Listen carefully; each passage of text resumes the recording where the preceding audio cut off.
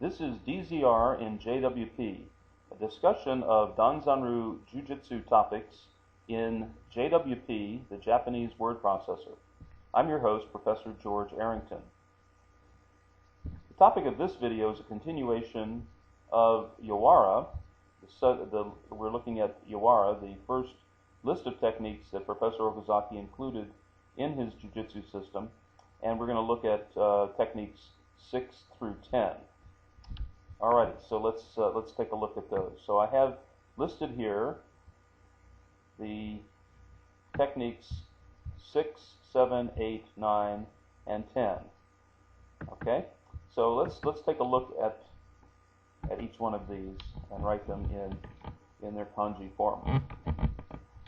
All right, so we have momiji hazushi. All right, and we'll go ahead and I'm going to put a line here and type this in, momiji, like so. Hit the space bar, and we get these two characters, momiji. All right.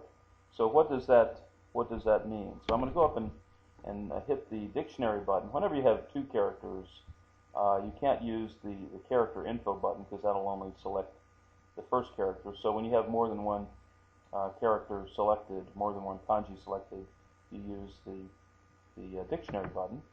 And this is defined as autumn colors, fall colors, leaves changing colors, or the Japanese maple, which is probably what we normally think about as momiji.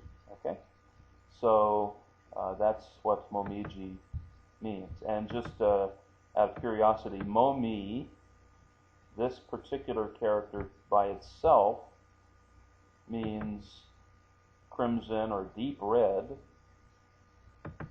and then ji, this character here, means leaf or plain or some of the other things there, counter for flat things, and etc. So the momiji together is the Japanese maple. Okay, and just as a point of importance here, it's when you're dealing with Japanese, it's sometimes dangerous to mix characters without knowing what they mean. So if you wanted to, call something red spear and think that you call it momiji, then someone in Japanese would read that and say, "Oh, maple leaf," and it may not mean exactly what you're thinking. So you got to be careful when you're going from one idea to something in Japanese. Anyway, so momiji, and then as we saw in the last lesson, hazushi. Okay, and that character there actually means outside. That character means outside, and it can be pronounced gai, as in gaijin, or soto, which means or we use it typically in things like sotogama or sotomomoharai, things like that, meaning outside. Okay, and gaijin meaning outside person or foreigner. Okay, but we include the shi because we're using the hazu su, that's the verb form, hazureru, the verb form. We're making it the noun form, and escape. So that's why I include the shi that indicates to the reader that this should be read as hazushi. Okay. And also typically in Japanese, words like shi and su at the end of a word are softened. So we would say momiji hazushi, and it's almost as if we're saying hazush without the I on the end, but it's actually very soft. Momiji hazushi. Okay, so let's let's go on to the next one. And ryo, like in ryote hazushi, remember the ryo is, oops, let me backspace there. I'll do it in hiragana first. Ryo is an elongated O sound, and we use the U character, the U hiragana, for elongating that O sound. So ryo eri hazushi. Okay, and as we saw before, ryo is that character meaning both. Eri now means the lapel, and there it is. That is the character that means lapel. So if we do a Control I, we'll see that that means collar or neck or lapel. So it could also mean the collar or the neck. In some schools that technique is not taught as a double lapel release, but as a choke release. So you know, when you visit different schools, you might see that as a choke release technique. So anyway, just a point of interest. And so that's ryoeri, or double lapel. Let's see if the dictionary has something for that. I didn't check this before. Let's just check. Nope, doesn't. Okay, that's all right. And then hazushi. All right, like so. Alrighty, that's pretty clear there. So that's what ryoeri hazushi looks like. All right, and the next one, yubitori. Well, this one we saw yubitori hazushi in the last video, but let's go ahead and write this out.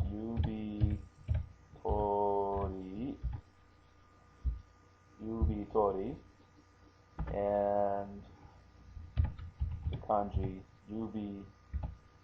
That's the character for finger. Control I will confirm that for us. Right?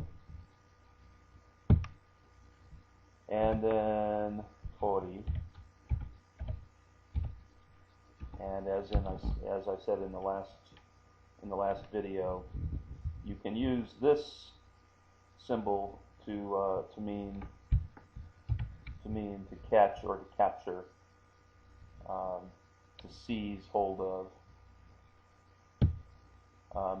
And in some places within the scroll, the Yokozaki scroll, you'll be able to find that he uses this character here, this one, for tori. You'll see that some I believe in the Kiai no Maki and places like that. But anyway, the point is that he used this one in the Yawara section. But he equally could have used this one. They mean exactly the same thing. Okay. So that is yubitori. All right. And then this one should be plain to everybody. If you looked at the previous video, moro yubitori.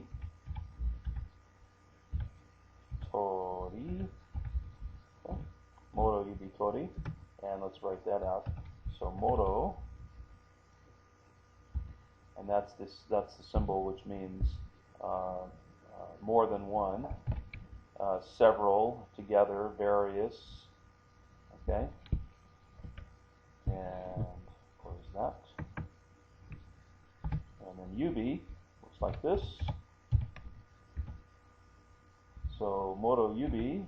What if that has a dictionary entry? Let's just check it and see. Oh, it doesn't. Okay.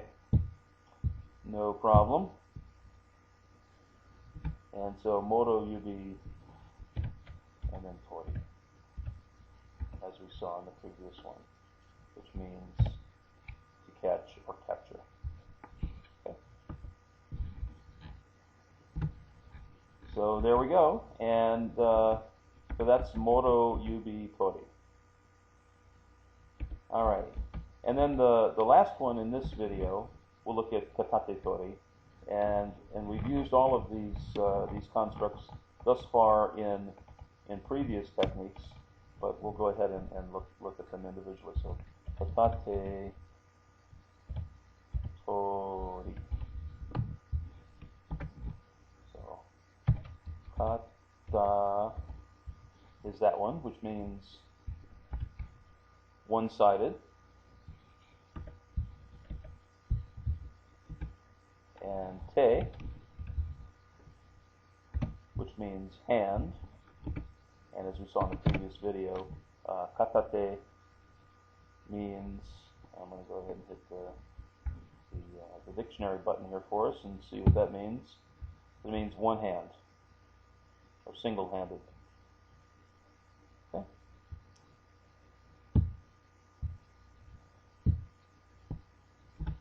And as we saw in the previous techniques, tori means, or looks like that. Okay. So there you go. So there's techniques 6 through 10 in the Yawara list. And remember also that when Professor Okazaki wrote the name Yawara, he used the hiragana Yawara, like so, and did not use the character Ju like that, because that would be ambiguous as to whether he meant to say Ju or Yawara, and so he wanted it specifically to be Yawara, so he wrote it out in the hiragana. And there are other places in the scroll where he writes out things that he wanted people to be sure that they read them properly. Okay, and maybe in a future video we'll look at some of those. So, alrighty, well that's enough time for this video, and we'll see you next time.